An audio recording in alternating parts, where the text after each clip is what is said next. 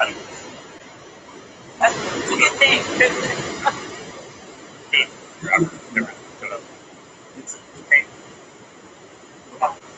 Like, yeah.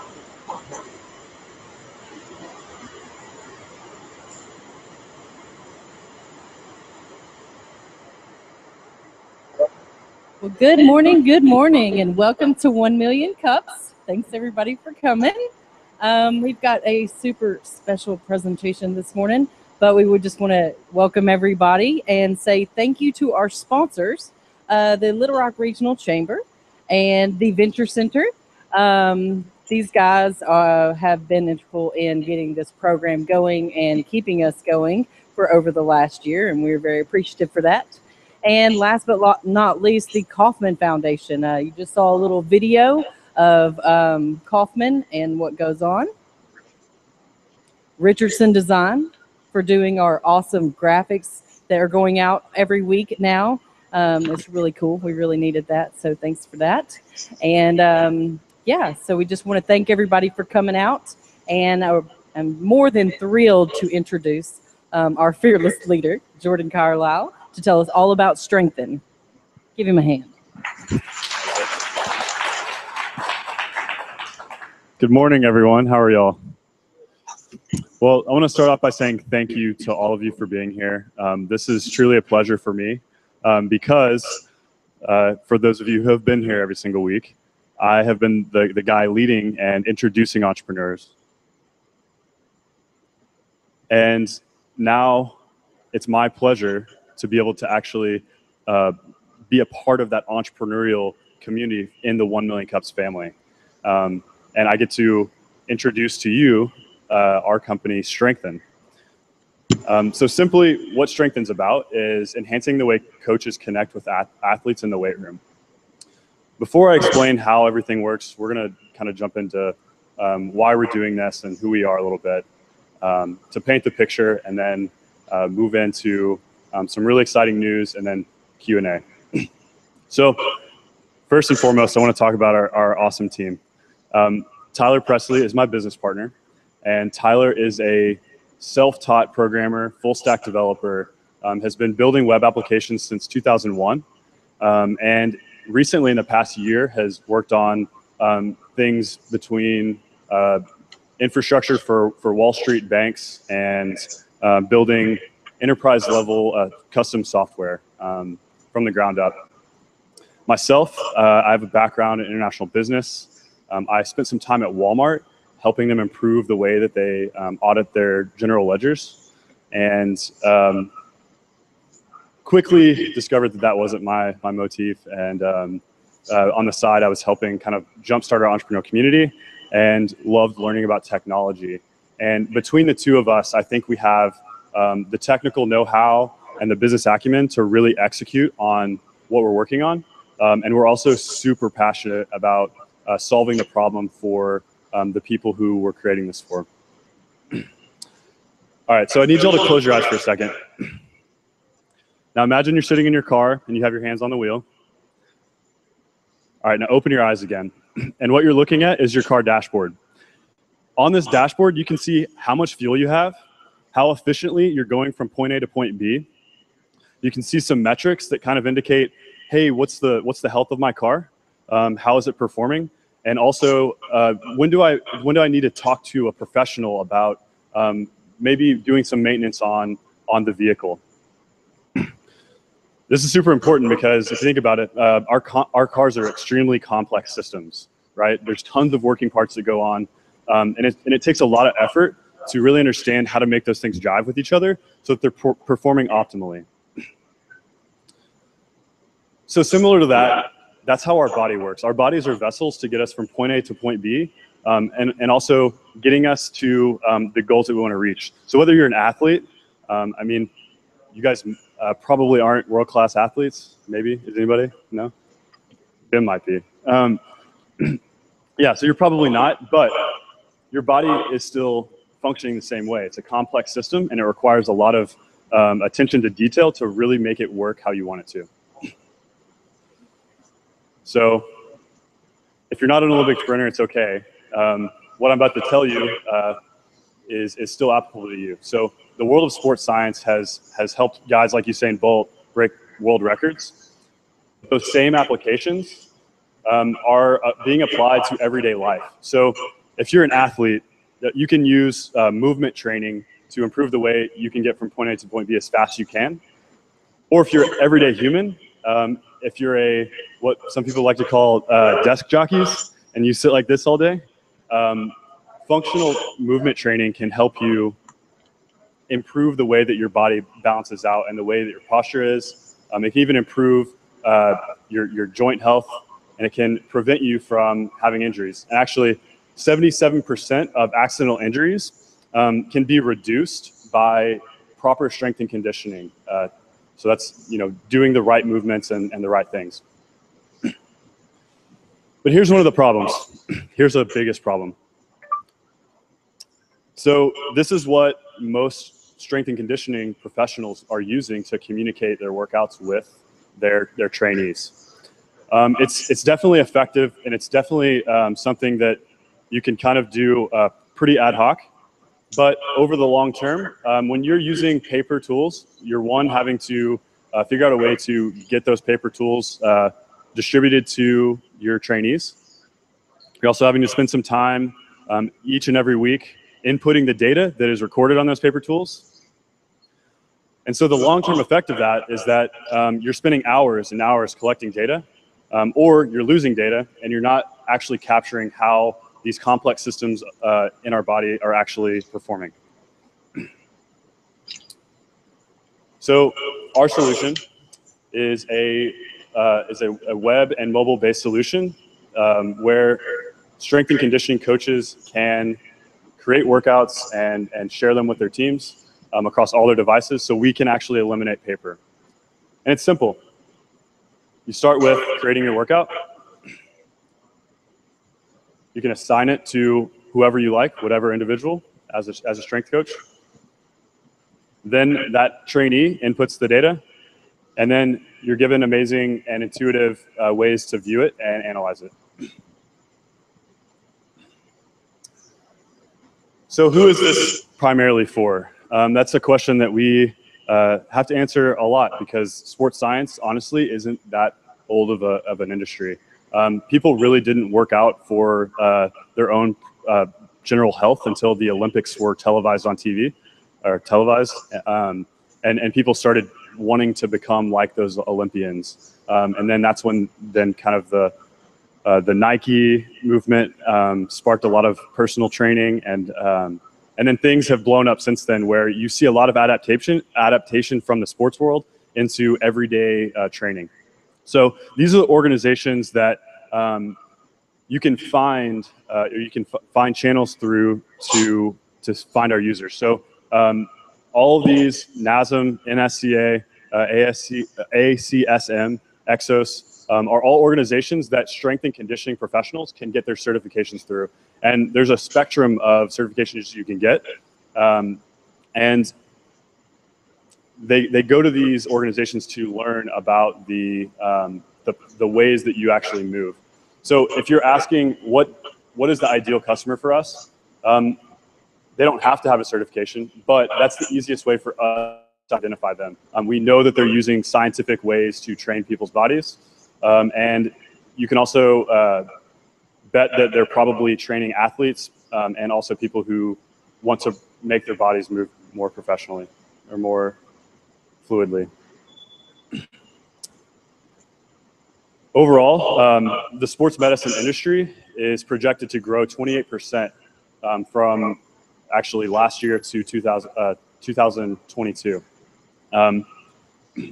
So that's anywhere from a fitness professional all the way to a orthopedic specialist, which kind of encaptures a total of $23 billion in annual revenues for that industry.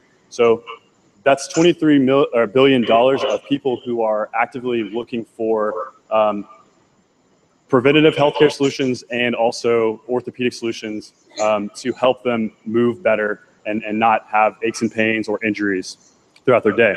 So it's extremely valuable that you take care of your body and you use the right tools to make sure that you're doing it effectively. So currently in the market, we have several competitors. Most of these, actually all but one, are focused on selling to the highest level of athletes. So they're selling to Olympic trainers, and they're also selling to organizations like NFL teams, European soccer teams, and they're building custom software. They're taking their product and they're white labeling it, and they're adding additional features to it to fit the needs of those organizations that are willing to throw a lot of money at whatever they want. Now, what we found, actually, I've called three and talked to the CEOs of three of these companies just to chat about the industry, and their feedback about how their products work is that their clients pay for features and never use them, which means that they're spending time building custom products that nobody actually cares about. And yeah, they're getting paid, but it's slowing them down from actually providing value to a lot more people.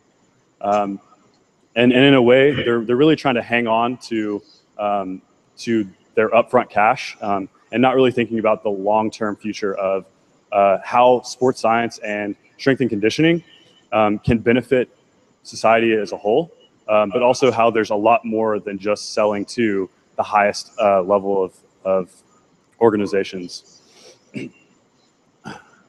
And one of the biggest disadvantages that these solutions, these other solutions encompass, is that they're very closed systems. So if you were to go to one of our competitors today, you cannot start using their application unless you request a demo, you pay for the application, and you pay for a large account. So if you're an individual that's just trying to start, that's just trying to maybe log your first workout, there's no way for you to use our competitors' products, which means that there's no way for an individual to start working out and then decide, I want to work with a trainer. I want to find a good trainer. So there's a huge barrier to entry, and it's limiting people from actually just kind of beginning their journey. And that's when people are most susceptible to not actually reaching their goals. If you can't get people in the gym, if you can't get them committed the first 3 months, there's a likelihood that they probably just won't ever really try and attempt to live a healthier life. So with our system, you can start logging if you're an individual. And it doesn't matter if you're with an organization that's using Strengthen. So throughout your life, you can work with multiple people, and they can pick up where you left off. They can see your history, and they can watch you progress throughout your lifetime. So instead of just starting and spending a lot of time, a lot of effort, getting things up and running and understanding how your body's working, you can immediately begin understanding how to make your body better and spending a lot less time getting to know your trainer and doing the things that actually matter, and that's lifting weights in the gym. So to wrap things up, we believe that our bodies are complex systems, and with the right tools and intelligently training your body, you can reach the world-class version of yourself. Thank you.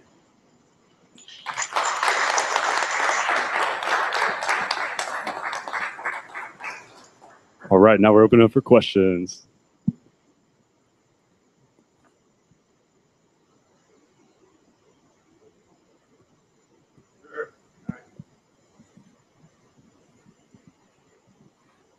Yeah, I was getting nervous. I was going to have to shut you down for too long of a pitch. No, I'm kidding. So you guys have been at this for a little while, and I know, you didn't really get into the history of how you kind of come to this part with this. Would you mind sharing a little more of that depth? I think it'll help the audience in terms of how, because this is from what I'm hearing, this is a bit of a pivot from the initial focus that when you first came back to town a couple of years ago. So. Yeah. So I think one thing Mike's kind of referencing is that this isn't the first time I took a whack at doing something like this. So when I was leaving college, I actually I realized this problem. I was going away for school and I was traveling, I studied abroad, and I wanted to train the same way I learned how to train when I was in high school as an athlete. And honestly, I still train that way today. And it was really tough for me to keep up with what I needed to be doing and communicate with my coach. So when I was leaving college, I was like, I got to solve this problem. And I had no technical know-how, and I found a guy that we worked on it for a while, and it didn't really work out. So that was when I kind of entered my whole experience getting involved in the startup community. And that's where I met Tyler. So through events like 1 Million Cups, Startup Weekend, Tyler and I got to work together. And then finally, when I brought this idea up again and was like, yo, I still have this problem. There's still not a good solution for me. And I still think other people could benefit from this. Are you willing to do this? Tyler said, yeah, this is awesome. Let's do it. And so about 4 months ago, he and I began taking a broad-based approach to really understanding all the problems that a trainer and a trainee might have. So we didn't just look in one specific category of trainer and trainee. We looked at what does it look like inside of a high school for a football program or a basketball program. We went to private gyms and we said, what does it look like for a sole proprietor of a gym who's also training? What does it look like for them to manage their athletes? What does it look like for a chain gym that has trainers? How do they manage that process? And what does that look like? And what are the problems? And so from that, we really got a good grasp of where we felt like this problem was hurting the most. Referencing back to those organizations that I mentioned that do the certifications. Most of the time when you see a coach who has those, they're super ambitious about learning. They're also blogging a lot, they're self-promoting, and they're marketing themselves because they are entrepreneurial. They have to prove to their clients their value. And those are the people that we believe, after all the kind of research and thought and watching, those are the ones that we feel like could benefit the most because they need the tools to help manage their time, also capture their value, show that they're providing value, and train more intelligently. And I also believe that those are the same people that if you start working with them, I guarantee they will be the best trainers of your life. Guarantee it, hands down. Could you tell us over the next 6 months, what are your plans with product development, fundraising, and customer acquisition? Thank you for asking that. So our product timeline, we'll be releasing features throughout the fall. And one thing I haven't mentioned is that we do have 5 beta organizations that are, they're kind of private, like they're getting access to early features, and in exchange, they're getting it for free, and we're getting a lot of time to spend with them, learning about what are the ins and outs and listening to them and them telling us where the product needs to go. So at the end of this month, we'll have some features that you'll be able to use. Actually, anybody in this room will be able to actually use them. And then in November, we'll probably look more like a full application, kind of like I explained, where a coach would actually be able to create the workouts and assign them, and you can start to see some analytics behind it. And that's kind of what's encompassing our beta stage. So by the end of November, that'll be where our beta product is like, here's the first beta. Throughout that time, we'll also begin selling directly. So direct sales will kind of be our upfront strategy. And one thing I haven't mentioned as well is our business model. So we're going to start at the top of the food chain in terms of need for the product. So we're going to position this at $20 a user. So that means that a trainer who is training people will pay $20 per person that they're training, and it sounds like a lot. And actually, we have a trainer here; he'd probably say, "Yeah, that's a lot." But if you're training somebody that's you're getting $200 a month in revenue, that's kind of the bare minimum. You also see trainers that charge $1,000 in revenue or $1,000 a month for personal training or private strength and conditioning coaching. And so we want to look at them early on. So we're going to sell directly to them, and we're going to find out what are the things that actually matter. And also, if we can sell at a higher price point, we have to sell less. And they're going to tell us what are the features that we can then roll on top of our beta product. and then we'll be able to package those products at a lower price point that's more affordable and more accessible. So within the next year, we will probably have a lower tier that's just as good and effective. But what we really want to do is start off and just kind of find that threshold. And then lastly, we really believe in the strength and conditioning community.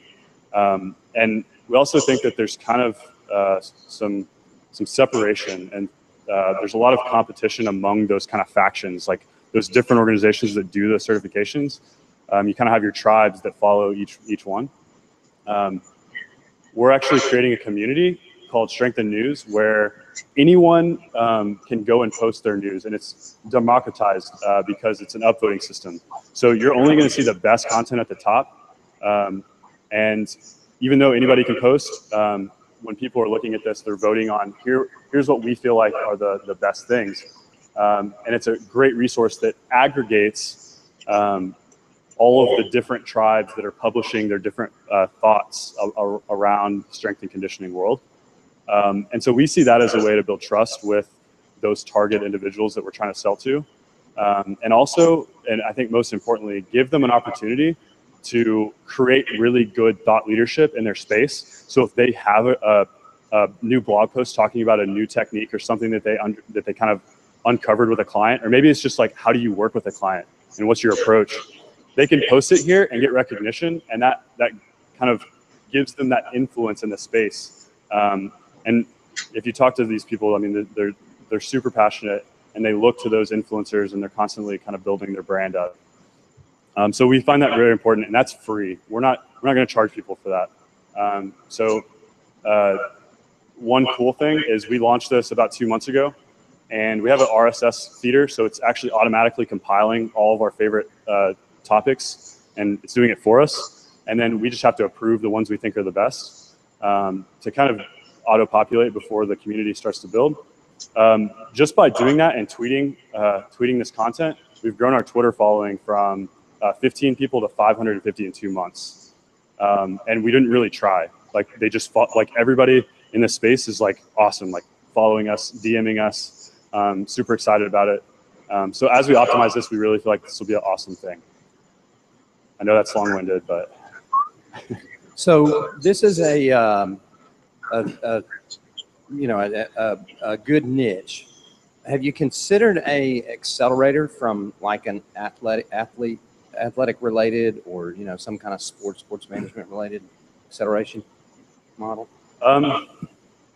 Yes and no. We considered them, and then once we started realizing that they're either focused to something that's very like almost kind of like biomedical engineering type stuff, or it's focused on a certain brand. So like Nike does their accelerator. It's like, how can we sell Nike shoes better? It's not really how can we create a product that provides value. It's like, how does this fit in the Nike world? There's still some that we're considering, but really, if you're thinking about accelerators, the ones that we'd really want to do are kind of the top of the food chain, Y Combinator, 500 startups, or Techstars.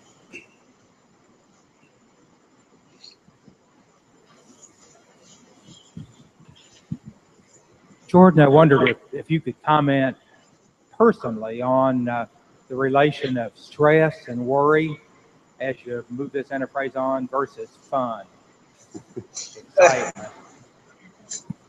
Okay. I'm glad my girlfriend, she'd probably be the best one at answering this. So there's days where I'll come home and I'm like, hell yeah, this happened. Like, this was the coolest thing I think that's ever happened in my life. And I learned so much. And then there'll be 2 days later and I'll wake up and I'll be like, I don't want to get out of bed. This is going to suck. But I think that that's one of the coolest things that anybody could go through, because I think you learn a lot about yourself. And I think step one with a startup that Tyler and I are still learning is you have to manage your own psychology. And if you can't manage your own psychology, you're never going to be able to scale, because you have to be able to stand strong and stand by your brand and inspire others to come and join you along for the journey. And so I think that's probably the thing that I think about the most is like, when I am stressed, how can I find that inspiration of like what would the ideal leader do? And it's not always easy. Like, I mean, coming home, like fall into like a trap of like, oh, I just want to eat some cake and go to bed, you know, like, and it happens. I think that, you know, stress builds up, but finding that happy balance is definitely a big thing too. Making sure that you're really mapping out your days and objectively looking at your week and saying, what do we need to accomplish? And then holding yourself accountable. And so I think, you know, using tools, we picked up a few tools along the way that are helping us kind of communicate, Tyler and I communicate together and really look at what did we do and see, did we kind of track at the pace we were hoping to? And then when we don't, we have to be self-disciplined enough to say, okay, we need to change the way we're setting our goals, or we need to execute more efficiently. And as you know, I think overcoming all of that is like kind of the biggest, I think, day-to-day struggle for us. So, and I think it's going well. So just one more question, I guess, for you. Backing up from there, because I think it would be helpful for the audience. You have been, you know, since you came back to Little Rock and wanted to do Startup Weekend, have been doing awesome things in the entrepreneurial community here. I mean, amazing things. And I would say you're one of the, looked at as one of the leaders here of the people who have kind of started this movement. Thanks, you Mike. You had a good job working with the chamber, helping other people. What was the catalyst? What was the tipping point that made you leave the paying job and become the unpaid startup guy? Well, first thing, don't quit your job. But for me, the biggest thing is learning. I started off my journey leaving school, and actually really it kind of began midway through college and traveling abroad. I started really seeing what I wanted to be when I grew up. Like, I want to be an entrepreneur. I want to be able to solve problems and create value creatively, and like look at something and I don't want to be limited to, you know, an employer saying you can do this or you can't. I think, you know, I've kind of along the way done everything I possibly could to learn as much as I could in a job setting while also saving money, and then positioning myself in the community where I can learn from the best. And I know that in a way it's almost selfish, because when I moved back here, I did a startup weekend because I needed more technical people and designers to work with. And I volunteered my time. I spent over 300 hours, you know, putting that thing together, and it was a huge success. But I didn't find a developer out of it, and learned a lot. So to me, that was the big win. And I was like, you know, if I can keep this pace of learning and connecting, I can probably eventually get to where I want to go. And then I think getting the chamber job was a life changer. Not only had the Chamber of Commerce never hired anyone to be a director of entrepreneurship, and most chambers don't, and there's not another one in the state. They were also betting on somebody who had proven I proved myself through volunteering, and the core competencies that they were investing in were not the core competencies that I studied in school or the core competencies that I developed at Walmart. But they saw the vision of like kind of what you're seeing today as you know, the power of entrepreneurship and what people can do if they're given resources and given the kind of the go ahead to say, yeah, go and fail. Like, it's okay. Go and take a chance. And we have a community here that can support you. And if you fall, dust your knees off, and you know, you got people to learn from. And so I think I always knew I was going to leave the chamber. That was never my end goal. But it was a hell of an opportunity to be centrally located among lots of really talented people, and work with those people to make an impact in our community. And everything was kind of inspired by my passion to want to be an entrepreneur. So as soon as I could, as soon as I had the means and had kind of enough runway and reach in terms of kind of opportunities on the horizon, I said, I think that the biggest way I can make an impact in this community is showing everybody what I was talking about for 2 years, and the fact that you can go do this here. There is a support network here, and this should be an entrepreneur-led community. If we're talking about wanting to build an entrepreneurial community, you have to have entrepreneurs who are there and leading the way and encouraging others to get involved. So for me, it's like full circle. Like I've always put the entrepreneur first in terms of like 1 million cups. Like when I was at the chamber, they're up here, I'm here. And for me, that's why it truly is an honor to be able to say I'm going through that process, to be with the people that are creating value and they're making commerce happen. They're employing people. I mean, that's super special. So I think that that's kind of what has inspired me, and I'm really thankful for it.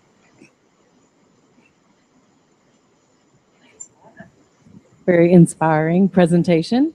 And as we always end the 1 Million Cups, what can we do as a community to help you?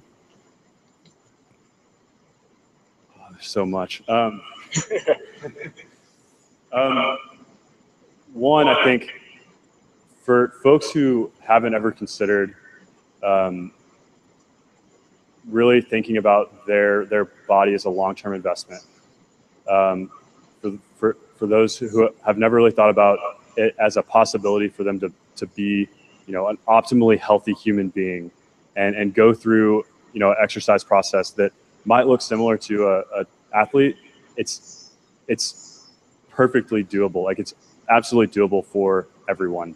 And not only that, it really does impact lives. I mean, if you invest in yourself in that capacity, you're saving yourself so much in the long run, and you're going to be healthier, you're going to be happier. So I think the biggest thing is try that out. I think that with our company, one of our biggest challenges with everybody, except for the people that we know are going to use it, we have to sell that vision that this stuff is important, and it's only growing and it's only becoming more important. And so I think for us, probably the biggest thing would be go try out a gym that does kind of a strength and conditioning type regimen, and see what it's like, and then come back and tell me, what things could we build for Strengthen to help you go through that process. I want you guys to be healthy and happy, and I want to give you tools to be able to do that well. So I think that's my one thing is go try and find a gym and at least look into it. And if you need help, I'm here for you. And that's it.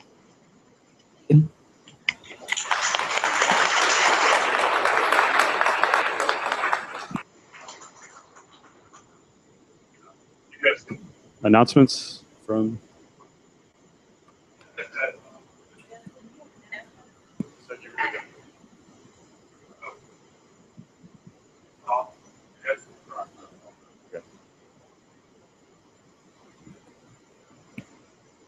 Was playing my role as the Venture Center greeter. So, okay, Jordan talked about a startup weekend. How many of you guys have been to a startup weekend?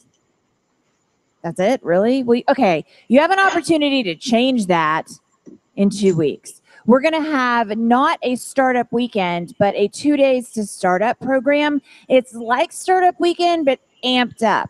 So instead of having to come in with a specific idea that you want to work on and gather people into a team, we're giving you the opportunity to bring in an idea, or you can listen to the pitches from some local companies that have a need.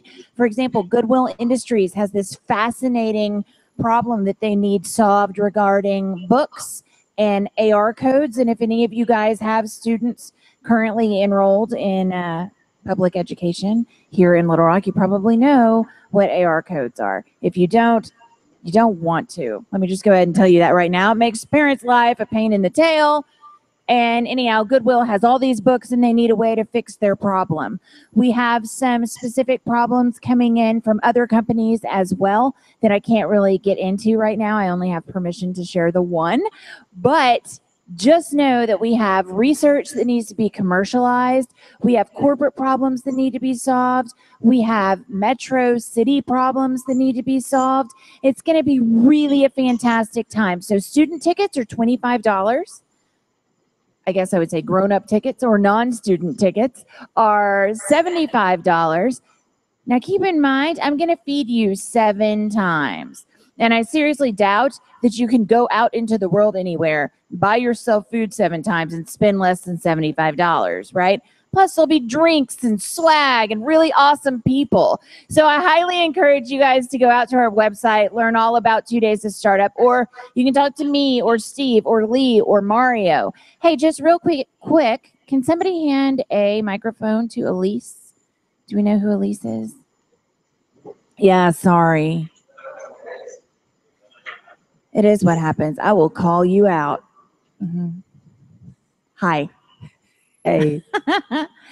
Can you tell people what your takeaway was from Startup Weekend? Because that's how you kind of got to everything that's happening now, right? You know, I met Lee at Startup Weekend, and, you know, we talk about pivot points all the time. It was a pivot point for me because I'd been hanging out with all these boring bankers in my industry and then found out there was this whole community of entrepreneurs that were working on really interesting ideas.